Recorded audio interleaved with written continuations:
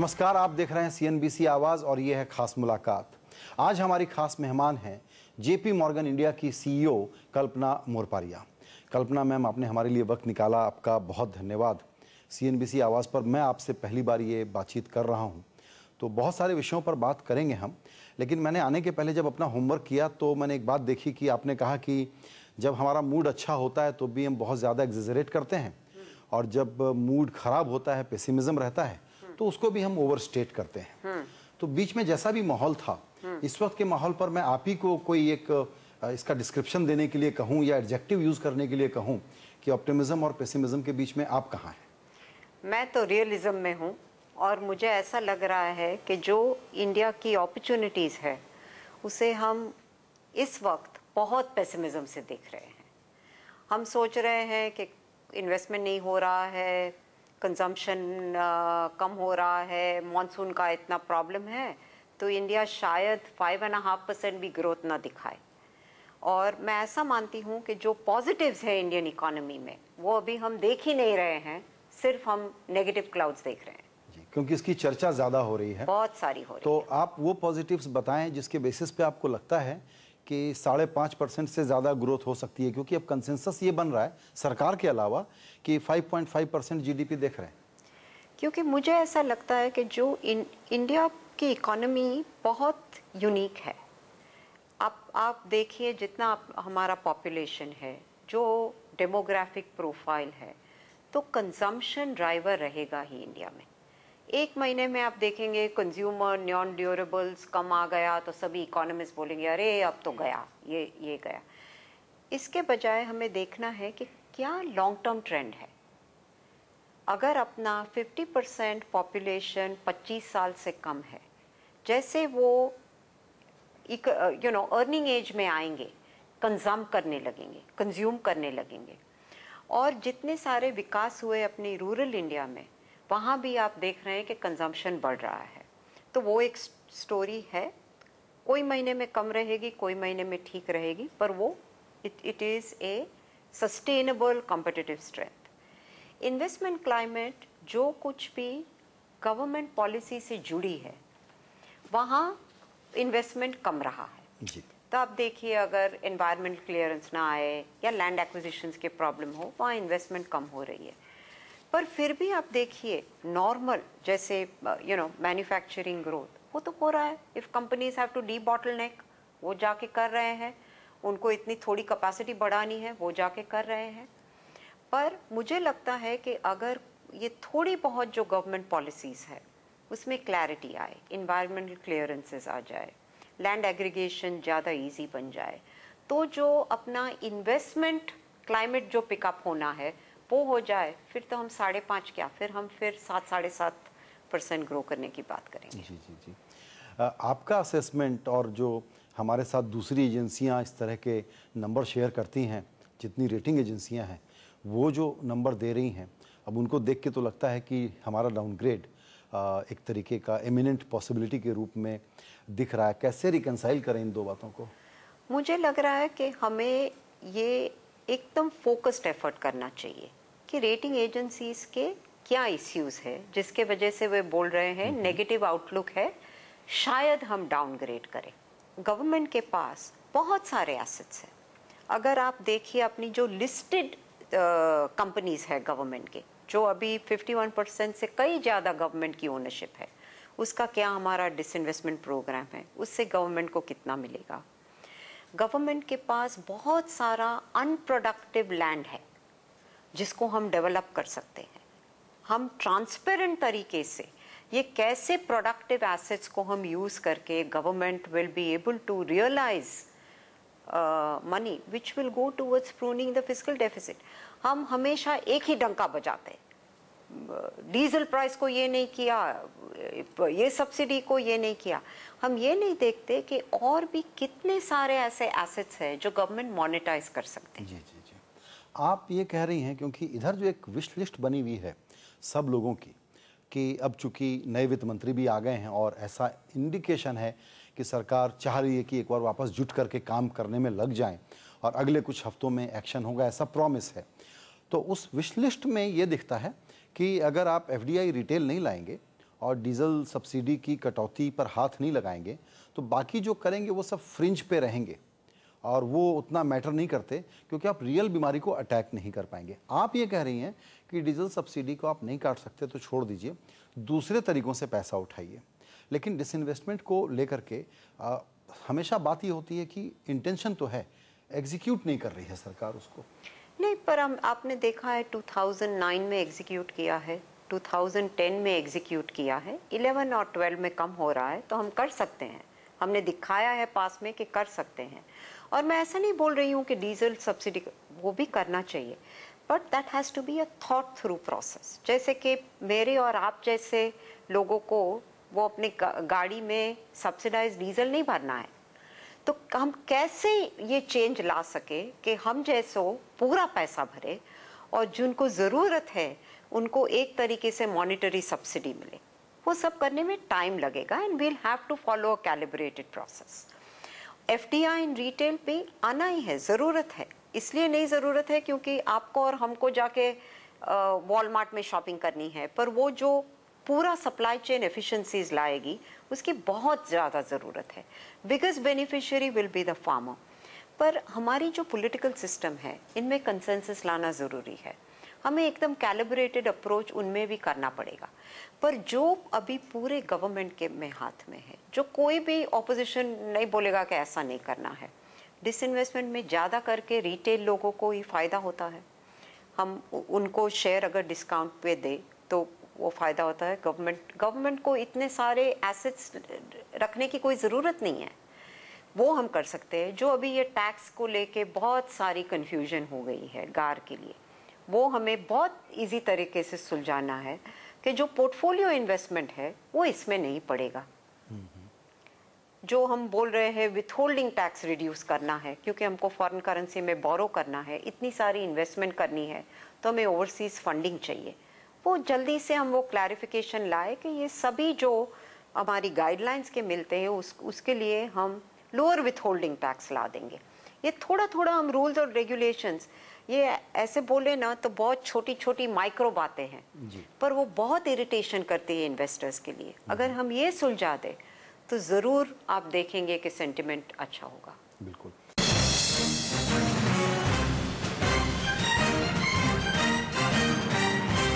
Madam, आपने शुरू में कहा कि कंजम्पशन स्टोरी बहुत स्ट्रांग है और डेमोग्राफिक प्रोफाइल की भी बात कही, लेकिन अभी जो नंबर सामने हैं, एक तो जीडीपी का नंबर और इतने भयंकर इन्फ्लेशन का नंबर, इस बीच में अब तो 2 साल के सारे नंबर सामने आ गए। जो हमारे इंडस्ट्रियल प्रोडक्शन का डेटा है वो भी बहुत ख़राब है। तो इतने ख़राब नंबर के बीच में वो नंबर कौन सा है जिसके बेसिस पे आपको लगता है कि we will be back on track? क्योंकि अगर आप देखें जो हमारे इन्फ्लेशन ड्राइवर्स है वो ज़्यादा करके सप्लाई साइड बॉटलनेक्स है। तो अगर हम इन्वेस्टमेंट को फिलिप नहीं देंगे तो कैसे वो सॉल्व हो जाएगा? अभी आप देखिए, अगर आप फार्मर को पूछते हैं तो उसको एक्स प्राइस मिलती है और हम और आप 10x प्राइस देते हैं मार्केट में। तो वो बहुत सारी इन्वेस्टमेंट की, इंफ्रास्ट्रक्चर की ज़रूरत है। आपने देखा इंडिया में बहुत बड़ा ब्लैकआउट हो गया था ग्रिड फेलियर के लिए। हमें पावर की ज़रूरत है, रोड्स की ज़रूरत है, पूरी सप्लाई चेन जैसे मैं बोल रही थी लाइक एफडीआई एंड रिटेल, उसकी ज़रूरत है। तो both policy announcements on this and a lower interest rate are both required really to give a fillip to this. बिल्कुल। लोअर इंटरेस्ट रेट की आपने बात कही, तो आपको कब तक लगता है कि दरअसल अब ब्याज दरें कम होने की तरफ आएंगी?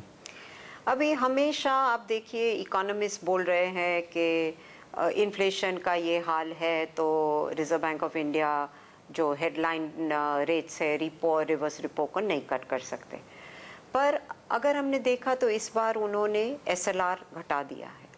इसी तरह अगर वो सीआरआर घटा दे, 1% अगर सीआरआर घटा दे तो बहुत सारा 60,000 करोड़ सिस्टम में आएगा, लिक्विडिटी बढ़ेगी और बैंक्स को 6,000 करोड़ का प्रॉफिट मिलेगा। फिर वो बैंक्स तय करेगी कि टैक्स दे के 2,000 करोड़ गवर्नमेंट को जाएगा, दूसरा 4,000 वो थोड़ा प्रोविजन बढ़ाएगी, या कई बैंक्स ये कॉल लेंगी कि नहीं हमें क्रेडिट बढ़ाना है, कंज्यूमर क्रेडिट इज़ ग्रोइंग, और जैसे कि स्टेट बैंक ने अनाउंस किया है a reduction in consumer credit rates, वैसे आप देखेंगे कई सारी बैंक वो भी घटा देंगे। जी। अभी आप तो हर तरह के इन्वेस्टर से बात करती हैं। पिछले दिनों बाज़ार में तो पैसा आ गया, लेकिन ऐसा लगता है कि ये पैसा शायद करेंसी के आर्बिट्राज की कमाई करने के कारण आया हो। आपको कैसे भरोसा होता है कि लिक्विडिटी का आना बना रहेगा, या आपको कोई चिंता है कि बना रहे, उसके लिए क्या करना है? तो एक तो जो मैंने बताया वो टैक्स क्लैरिफिकेशन हमें ज़रूर लाना है, क्योंकि जो फॉरेन फंड मैनेजर्स है वो ज़रूर चाहते हैं कि ये टैक्स इश्यू उसके डजंट क्रिएट अ हिंड्रेंस। और अभी की जो लिक्विडिटी आई है वो ज़्यादा करके बहुत सारे वो जो बोलते हैं fund of funds ETF flow बहुत हुआ है।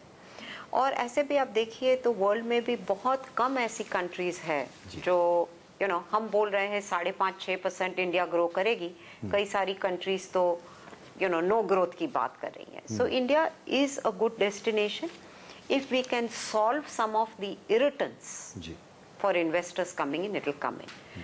पर अगर यूरोप का जो अभी जो स्थिति है अगर वो सुलझी नहीं और some kind of this thing is not found, फिर ज़रूर ग्लोबल लिक्विडिटी का इश्यू हो सकता है। बिल्कुल। आपका क्या असेसमेंट है कि मान लीजिए फिर से स्टिमुलस देने की बात हो रही है यूरो जोन में, अगर वो हो जाता है तो एक बार तो लिक्विडिटी आएगी, लेकिन उनकी भी डिमांड बढ़ेगी, फिर वहाँ भी क्रूड प्राइसेस ऊपर जा सकते हैं, जिसका हमको भी फ़ायदा हो रहा है कि थोड़ा कम है, तो इवेंचुअली ये भारत को कुछ नेगेटिव इम्पैक्ट भी डाल सकता है। ज़रूर डाल सकता है, क्योंकि India is dependent on foreign flows coming in. अगर अभी क्वांटिटेटिव ईजिंग और थोड़ी लिक्विडिटी आएगी, अगर हम वो टाइम यूज़ करें और हमारे जो थोड़े स्ट्रक्चरल इश्यूज़ है उसको ठीक तरह से एड्रेस करें, तो India then has an opportunity to sustain. जैसे कि आपने देखा 2008-9 इंडिया ने अच्छे मेजर्स लिए और हमने जो क्राइसिस तभी की थी, India coped with it much better.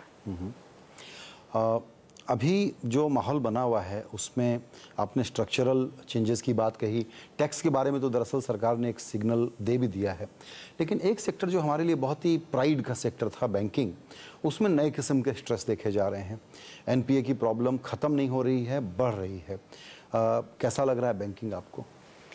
मुझे लग रहा है कि हम ये NPL की बात भी बहुत बहुत नेगेटिवली देखते हैं। अगर आप वो जो NPL का नंबर है उसको डिसएग्रीगेट करें तो आप देखेंगे कि कई लार्ज कंपनीज है जिन्हें प्रोजेक्ट डिलेज हुआ है, जिसके वजह से वो शायद रिस्ट्रक्चर्ड एसेट्स में है या NPL में है। पर जब भी hard physical assets on the ground रहते हैं और हम अप्रोप्रिएटली उसको वायबिलिटी के हिसाब से हम उसको रीस्केड्यूल करते हैं, तो बैंक को बहुत कम प्रोविजन लेने की ज़रूरत पड़ती है। बिग प्रॉब्लम अगर होगा अगर हमने अनसिक्योर्ड लेंडिंग की है, इन्वेस्टमेंट्स के दिस थिंग, पर रिजर्व बैंक ऑफ इंडिया तो इतना कंजर्वेटिव रेगुलेटर है कि उन्होंने बहुत अच्छी तरह से ये कैप कर दिया है कि बैंक्स ऐसे जो स्पेक्युलेटिव एरियाज है या अनसिक्योर्ड एरियाज है उनसे वो कैसे कंजर्वेटिव तरीके से रिस्क मैनेज करें। तो स्लो डाउन होगा तो ज़रूर NPLs बढ़ेंगे, पर मुझे नहीं लगता है कि ये जितना हम बोल रहे हैं इतनी नेगेटिव बात है।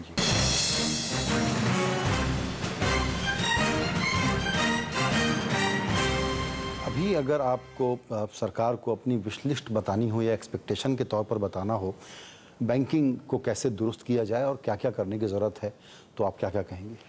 तो ज़रूर सरकार में मैं रिजर्व बैंक ऑफ इंडिया को भी शामिल करती हूँ। ज़रूर वो कैश रिजर्व रेशियो की जो मैंने पहले बात कही थी वो हमें घटाना चाहिए, लिक्विडिटी भी उससे बढ़ेगी, इंटरेस्ट रेट्स कम होंगे और जो ज़रूरतमंद सेक्टर्स है उनको अफोर्डेबल क्रेडिट मिल सकती है। बैंकिंग अमेंडमेंट एक्ट अमेंड करना है जिससे हम ज़्यादा बैंकिंग लाइसेंस दे सकें। इंश्योरेंस का जो पेंडिंग कितने सालों से हम बात कर रहे हैं 26%, 49%, जिससे इंश्योरेंस कंपनीज जो कि अभी उन्होंने 10 साल पूरे किए हैं हम उसको मार्केट में ला सकें, हम उसकी पब्लिक इश्यू बना सके या जिसकी वजह से लार्जर सेट ऑफ पब्लिक भी शेयर कर सके वो इंश्योरेंस ग्रोथ में। तो बहुत द पेंशन रेगुलेशन वो अमेंडमेंट लाने की बहुत ज़रूरत है। बिल्कुल। मैम, आपकी बात से एक पॉजिटिव अप्रोच तो मुझे दिखता है, वो तो सही है। आपने कहा कि चीज़ें हो रही हैं और थोड़ा हम ज़्यादा नेगेटिव मोड में बैठ जाते हैं, क्योंकि जब बुरी बातें होती हैं तो एम्पलीफाई शायद ज़्यादा हो जाती होंगी। लेकिन केस दूसरा है। केस ये है कि जिस पोटेंशियल पे ये देश दौड़ सकता है उसको पॉलिसी ने एक तरीके से, इंडिसीजन ने रोक रखा हुआ है और उस मिस्ड अपॉर्चुनिटी का कॉस्ट बड़ा भारी है। आप इससे एग्री करती हैं? वो मैं ज़रूर एग्री करती हूँ, क्योंकि मुझे बहुत बुरा लगता है कि हम लोग डिबेट कर रहे हैं कि हम 6.5% पे ग्रोथ करेंगे या 6% पे ग्रोथ करेंगे, जबकि ये कंट्री का पोटेंशियल है कि हम 9% पे क्यों ना ग्रोथ करें। तो वो मैं ज़रूर मानूंगी कि लॉट्स ऑफ मिस्ड अपॉर्चुनिटीज। ऐसे में जैसा अभी हम लोगों ने बहुत सारे मुद्दों पर डिस्कशन किया और आपने कहा कि सप्लाई चेन का भी प्रॉब्लम है, स्ट्रक्चरल इश्यूज भी हैं, कुछ सिग्नल देने की बात है। फिर देखिए तो लिस्ट बड़ी लंबी हो जाती है कि दिल्ली के लोगों को बैठ करके क्या क्या करना है और तेज़ी से करना है।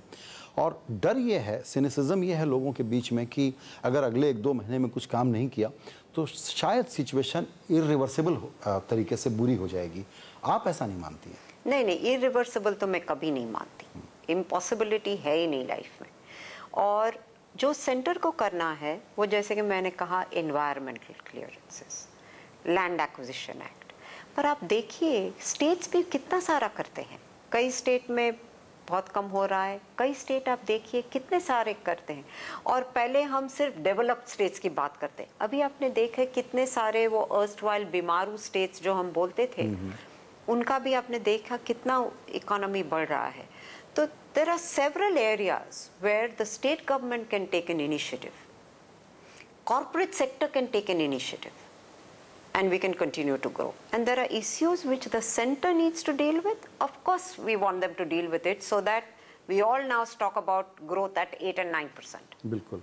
तो आपके जो आर्गुमेंट हैं उसको देख करके मैं आखिरी में ये सवाल आपसे पूछूंगा, फिर एक पर्सनल सवाल भी करना चाहता हूँ। वो ये कि फिस्कल डेफिसिट का ये जो डराने वाला आंकड़ा है उसको कम करने के लिए आपने डिसइन्वेस्टमेंट वगैरह के तरीके बताए और कैलिब्रेटेड अप्रोच बताया डीजल सब्सिडी की तरफ। इतना हो जाएगा इस साल? आप कोई उसकी सिग्निफिकेंट प्रोग्रेस होते हुए देख रहे हैं? मैं तो ज़रूर मानती हूँ होगा। नए फाइनेंस मिनिस्टर आए हैं, वो भी देखेंगे कि fiscal deficit is a big concern for the rating agencies, और हमें कैसे करके उसको क्रेडिबल आंसर्स देने हैं कि हम ये एसेट के से हमको इतना पैसा मिलेगा, ये हमारा कैलिब्रेटेड अप्रोच है। एक साल में होपफुली हम पॉलिटिकल कंसेंसस लाएंगे, जीएसटी आएगा, तो आपको पता है उनसे भी overall tax efficiencies will increase and therefore your revenues तो मैं ये सुनता हूँ कि 2014 तक तो अब होना ही नहीं है।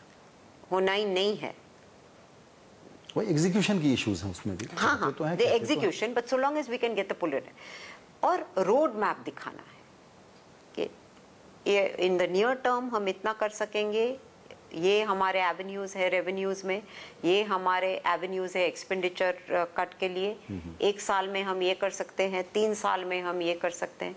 बिल्कुल, क्योंकि अभी तक मैडम आप देखिए इस महीने की कहानी तो यह है कि यूरोपियन यूनियन ने प्रॉमिस किया है कि हम कुछ करेंगे, सरकार यहाँ प्रॉमिस कर रही है कि हम कुछ करेंगे, आरबीआई की तरफ से भी अभी एक्सपेक्टेशन हमको है, वो भी एक तरह का प्रॉमिस है कि इंटरेस्ट रेट कम होगा।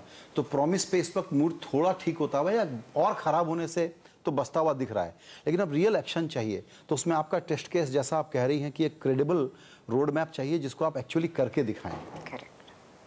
अब आपसे एक व्यक्तिगत सवाल पूछना चाहूँगा मैंने पढ़ा कि आप थोड़ा बहुत आजकल चैरिटी में लगी हुई हैं, तो क्या करती हैं उसमें आप? मैंने देखा है, सिर्फ मेरी बात नहीं है, पर मैंने करीबन 10 साल से देखा है कि इंडिया में जो सोशल कॉन्शियसनेस है लोगों की, वो बहुत बहुत बड़ी है। पहले लोग क्या करते थे, साल में एक बार अपनी चेक बुक निकाल के थोड़ा बहुत पैसा दे देते, और वो भी ज़्यादा करके गिल्ट था, हाँ हमारे पास पैसा है, हम खर्च कर सकते हैं, let's do something for the under privileged. अभी मैंने देखा है कि खास करके यूथ ऑफ इंडिया वो ऐसा देख रहे हैं कि मुझे सिर्फ पैसा नहीं देना है, मुझे अपना टाइम देना है, मुझे कुछ करना है अपनी कम्युनिटी के लिए। कोई एजुकेशन सेक्टर ढूंढता है, कोई हेल्थ केयर में करता है, कोई कम्युनिटी एम्पावरमेंट में करता है, कोई अर्बन इंफ्रास्ट्रक्चर। आज की एक न्यूज़ आई है कि नंदन नीलकनी और वो लोग ये कॉलेज बना रहे हैं फॉर अर्बन यूनिवर्सिटी बना रहे हैं अर्बन प्लानिंग के लिए। तो ये जो पूरी इंडिया में जो ये कॉन्शियसनेस, मैं जैसे मैंने आपको कहा 10 साल से मैं देख रही हूँ, और मुझे भी ऐसा लगा 2-3 साल पहले कि मैं भी वैसा ही करती हूँ। साल में एक बच्चों बार की पढ़ाई पर आप ज़्यादा ध्यान दे रही हैं। चेक बुक निकाल के दे देती हूँ। फिर मैंने ये भारती फाउंडेशन के जो स्कूल्स है उसका पढ़ा, और उसकी खास बात ये थी कि वो रूरल इंडिया में फोकस्ड है और स्केलेबल है। अभी 250 स्कूल्स चल रही है in the heart of India, in villages, और जो ऑर्गेनाइजेशन स्ट्रक्चर बना है वो स्कूल के I was very impressed with that. So I thought let me put my money where you know I have this belief, और अभी मैं उनके भारती फाउंडेशन गवर्निंग बोर्ड पे भी हूँ, और मुझे बहुत अच्छा लग रहा है कि मैं मेरे पैसे के अलावा अपना मैनेजमेंट टाइम भी दे सकती हूँ। बिल्कुल। तो इंडिया की ग्रोथ स्टोरी और साथ में ये चैरिटी, दोनों में आपका कंट्रीब्यूशन और बढ़ता रहे, इसी शुभकामना के साथ आपका बहुत बहुत धन्यवाद। Thank you.